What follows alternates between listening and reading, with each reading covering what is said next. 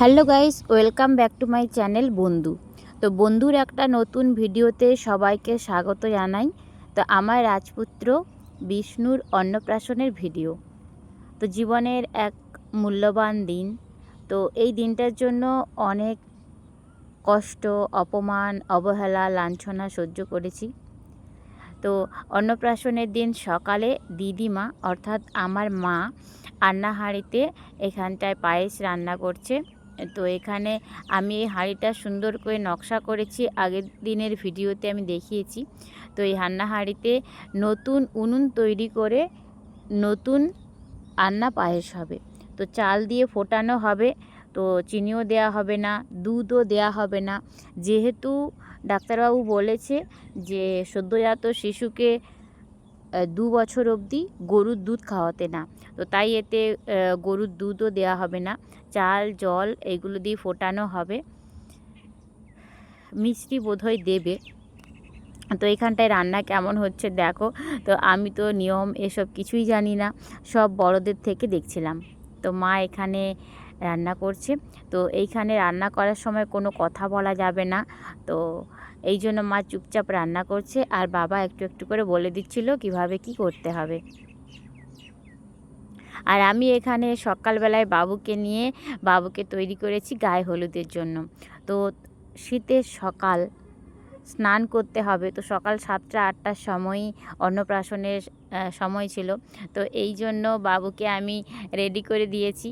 তো বাবু তো বুঝতেই পারছেন না কি হচ্ছে, এত কেন লোকজন, তবে ও খুব মজা নিচ্ছিল। আর এখানটায় দেখো খোকা বাবু স্নান সেরে বসে পড়েছে অধিবাস করতে।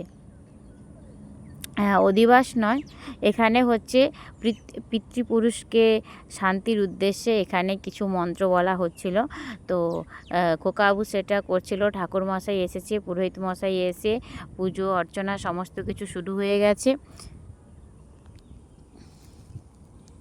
ভিডিওতে প্রচুর শব্দ ছিল, শব্দের কারণে আমি সাউন্ড মিউট করে দিয়েছি। তো পরে এটা আমি ভয়েস ওভার দিচ্ছি। তো তোমাদের অন্নপ্রাশনে কেমন নিয়ম থাকে কমেন্ট করে জানিও। আমাদের নিয়ম, বাড়িতে পুত্র সন্তান হলে তো পিতৃপুরুষের উদ্দেশ্যে পুজো দেওয়া হয়।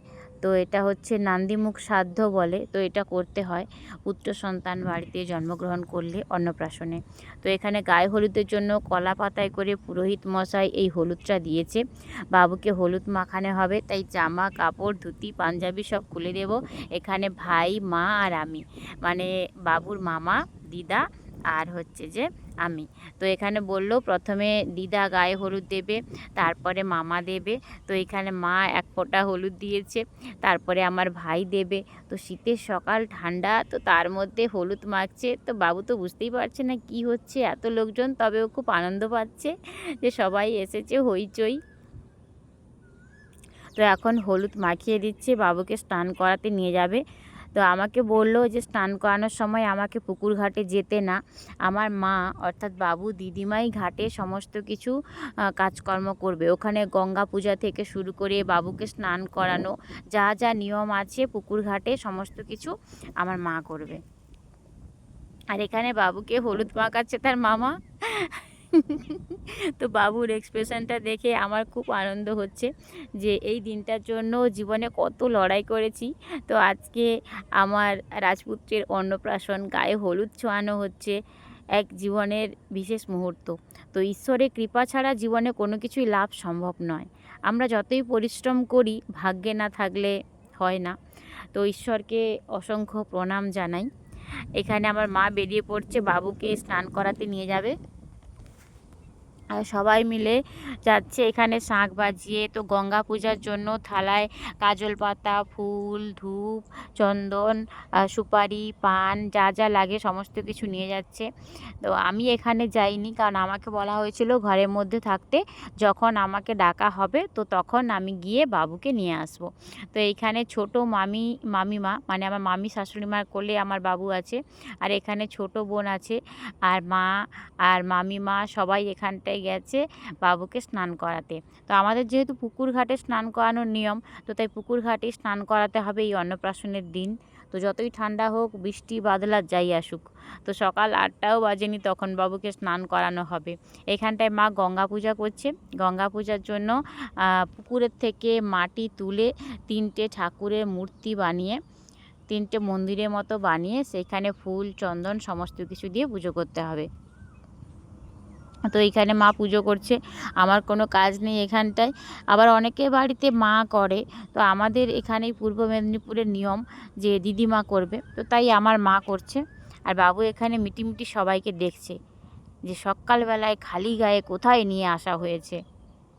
আর ভাই এখানে আছে। তো এই হলুদ রঙের পাঞ্জাবিটাতেও আমি নকশা করেছি, তো স্বাদের সময় ভাইয়ের জন্য এটা বানিয়েছিলাম। আর অন্নপ্রাশনে যেটা পরানো হবে সেটাও আমি নকশা করেছি, তোমরা ইউটিউব চ্যানেল নুরির হারে দেখতে পাবে। মা এখন পুজো করছে, খোকা বাবু বসেছে নান্দিমুখ সাধতে, আর আমি আছি ঘরের মধ্যে। যখন আমাকে ডাকা হবে তখন আমি যাব। মা সবাইকে জিজ্ঞাসা করছিল কেমন করতে হবে, কারণ আমরা তো ডেবরাতে থাকি, তো এখানকার নিয়ম যেরকম, আর পূর্ব মেদিনীপুর তো আমার শ্বশুরবাড়ি, ওখানে নিয়ম একটু অন্যরকম, তাই মা সবাইকে জিজ্ঞাসা করছিল। এখানে আমার বড় ননদ মানে বড় দিদি সব বলে দিচ্ছিল মাকে, এইভাবে পুজো করো, সেইভাবে পুজো করো মাসিমা। তো এই ভিডিওগুলো এখন দেখতে খুব ভালো লাগছে যে সেই সময়টা ওখানে পুকুরঘাটে কী হচ্ছিল আমি কিছুই দেখতে পাইনি, কিন্তু পরে ভিডিওটা দেখে বেশ ভালো লাগছে। তো ঘাটে মানে পুকুর ঘাটে প্রদীপ জ্বালানো হয়েছে, তো এখানটায় জল কেটে তো এখান থেকে বাবুকে স্নান করানো হবে। জাঁতি দিয়ে এখানটায় জল কাটা হয়েছে।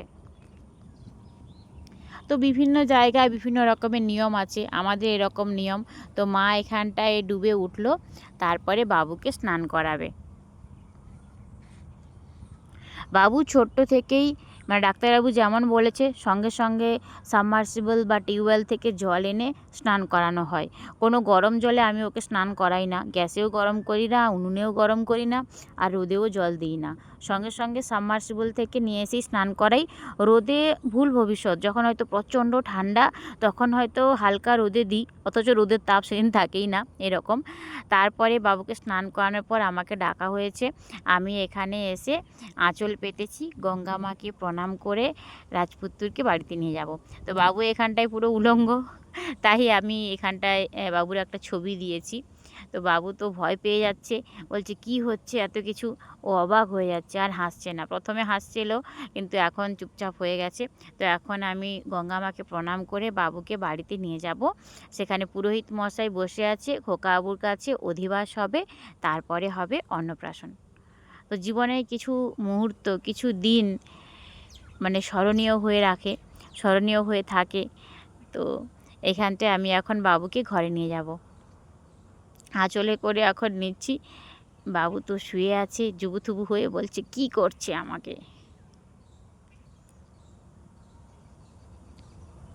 তো তোমাদের অন্নপ্রাশনে কেমন নিয়ম সবাই জানাও, কেমন লাগছে আমাদের ভিডিও সেটা বলো। ঠান্ডা লাগছে, ঠান্ডা দিয়ে সাবমার্সিবলের জলে।